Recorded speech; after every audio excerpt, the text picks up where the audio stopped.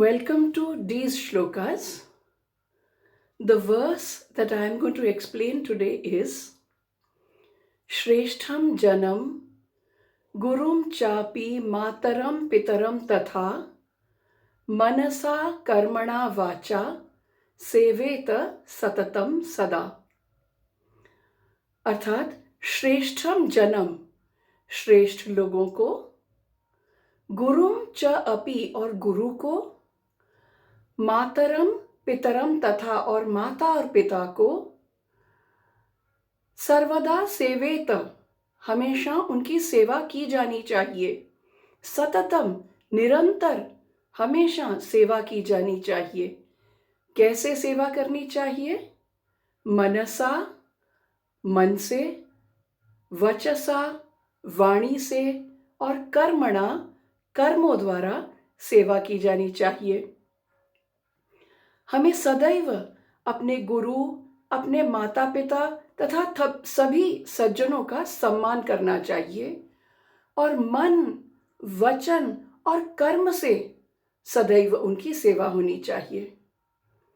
हमारे माता पिता हमारे लिए पूजनीय हैं, वंदनीय हैं, और जो संसार के श्रेष्ठ जन हैं, सज्जन हैं, जो परोपकारी हैं, इन सब की सेवा मन, वचन और कर्म से की जानी चाहिए। इससे हमें सौभाग्य की प्राप्ति होती है। जीवन में मनुष्यों के विचार, वचन तथा व्यवहार, इन सब में एकनिष्ठता होनी चाहिए, भिन्नता नहीं। मन, वाणी और कर्म से ही हमारा चरित्र निर्माण होता है।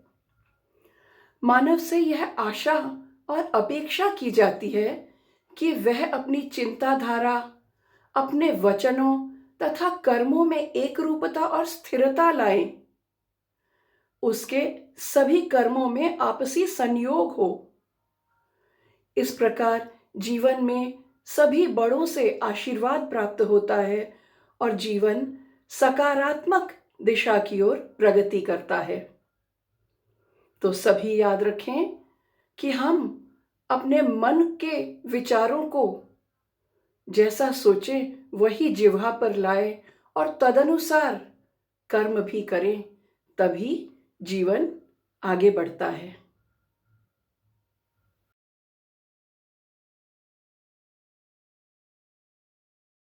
This shloka stresses on the importance of consistency in thought, word, and action.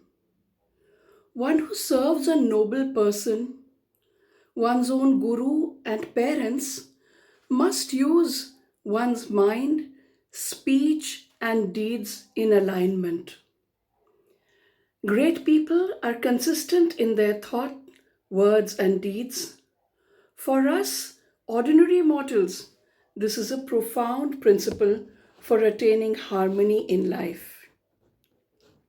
It is common that people think in a particular manner, but communicate differently, thus having to manipulate to an altogether inconsistent result.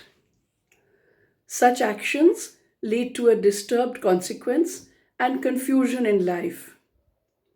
In order to live a harmonious life, it is imminent to look inward, have a clear thought, precise words and deeds.